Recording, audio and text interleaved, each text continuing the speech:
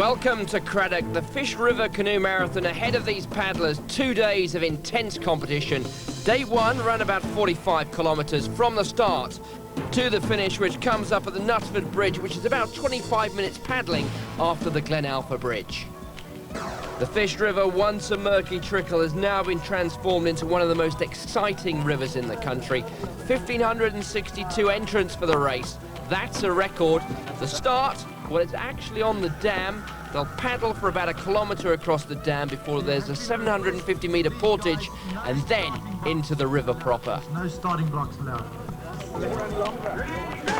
And away they go. The elite men are away first. A Le Mans type start, a dash for their canoes before they get onto the lake, and that 1K paddle across the dam before hitting the river proper. Big names to look out for, the likes of Mark Perrault, Donny Malherbe and Herman Chalupsky. What a test of endurance this is. Almost 82 kilometres over the course of 2 days, 45 Ks today. That's going to mean being in the water for somewhere around about 3 hours. Next up, the women's elite.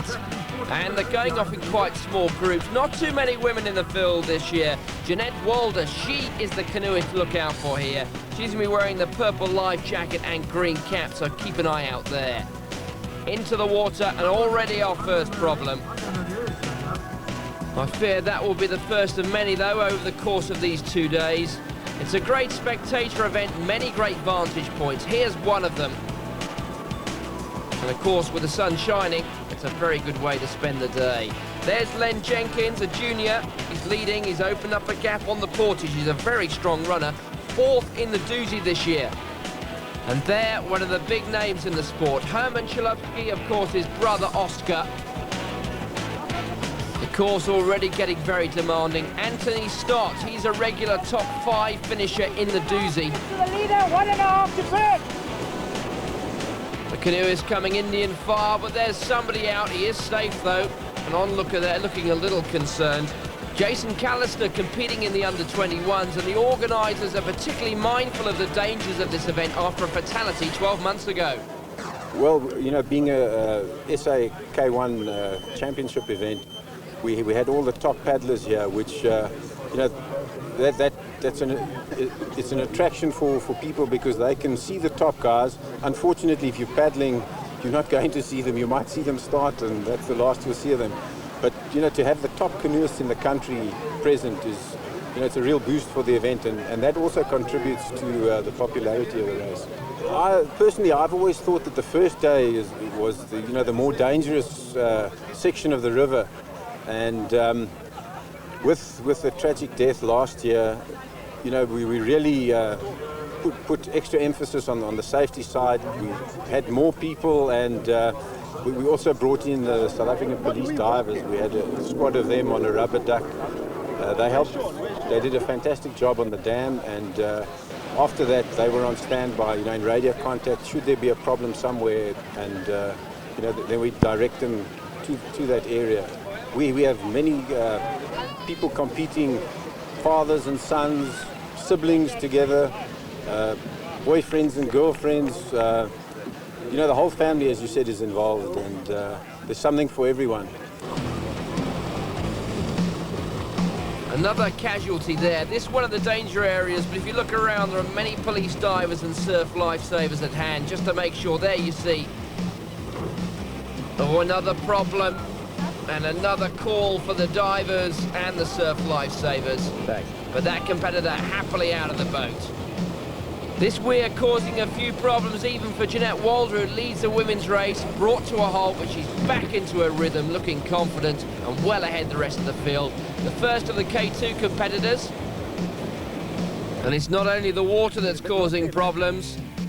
And this competitor, his race is run. What happened? He's stuck to a fence on the portage, and even his canoe has sprung a leak. That's it. Yeah, that's it. Another year. Time for Djibouti. Yeah. Back onto the water, and what a river this is. Absolutely perfect conditions. The organisers have made sure that the same amount of water flows in the river as in previous years. 20 to 26 cubic metres per second flows down the Fish River. And this competitor concentrating hard, retaining his balance, but doing very well indeed. Jeanette Walder still going well. It must be difficult to concentrate or maintain your concentration when you know you're so far clear. Spectators gathering on Knutsford Bridge at the end of the first day, and they greet the defending champion, Graham Bird, first across the line, 2:54.20. 35 seconds behind him, 2:54.55, Anthony Stott, so he's well placed for the second day. Back in third, Graham Solomon, just 9 seconds behind. They're one of the K2 entries coming in. The first woman, Jeanette Walder, we wait for her. She's about, what, 25 minutes, maybe half an hour behind the first men. There she is, 3:24.28 in fact her time. A lead of almost 10 minutes on the second woman.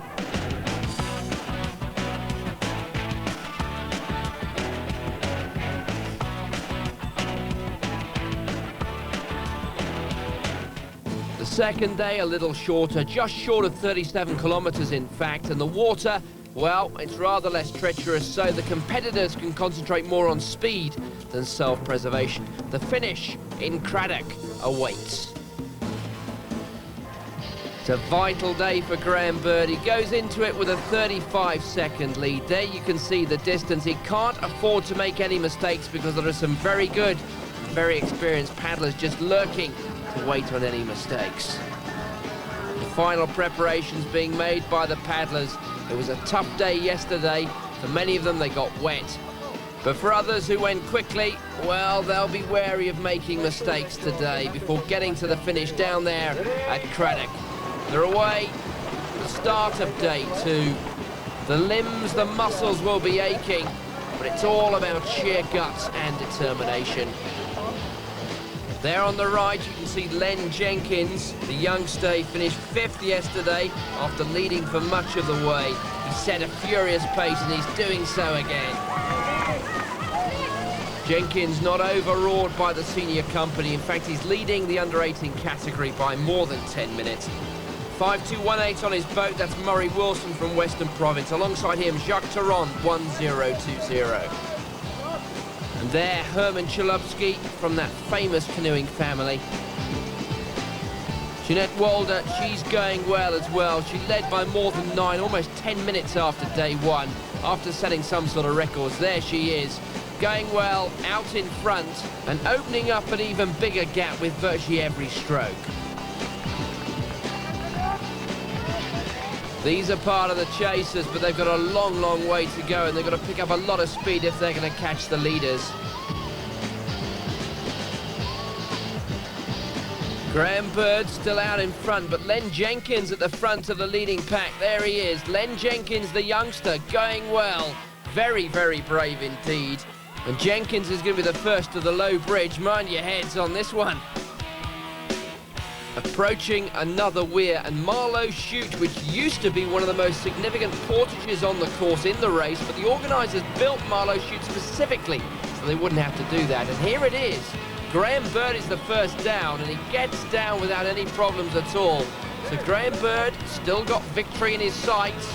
He's got a 35-second lead at the start of the day. He's lost a bit of that now. And there's Mark Perrone. He's having a great day, but he just got into a few problems there at the chute, and he's going to have to go the other way around the island, and that's going to cost him some time. But he really is going very, very well indeed on this second day. There are plenty of lifeguards lurking in case of problems, and this is a particularly popular spot for spectators. What a view this is. P.R. Hay coming down the weir, and he's getting into a few problems there. And yes, look, the help is there immediately.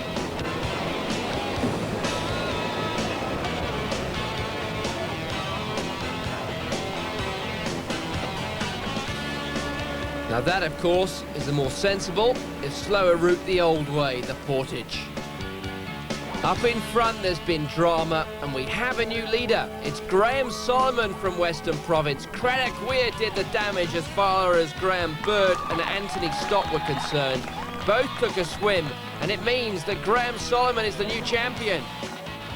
Back there in second, well, finishing second, that is in fact Anthony Stott. He'll finish third overall, though, with Graham Bird, and what a tragedy it was for him, finishing second. My reaction, I don't know. I'm still floating at this stage. But very, very happy. It really is a dream come true for me. I did my first fish in 1988 with my father. We won the father and son that year. So since then I've been coming up and doing it, but it really is it's a great thing for me.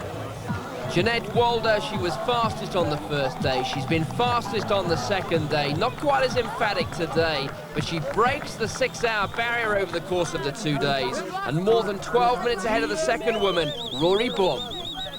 I just think I had a lucky 2 days. No swims, no major mistakes. And I think, if you don't have any mistakes on the river, then you do have an advantage. A dramatic finish. Anthony Stott and Graham Bird coming unstuck at that final weir. Graham Solomon, the champion. Jeanette Walder, dominant in the women's race.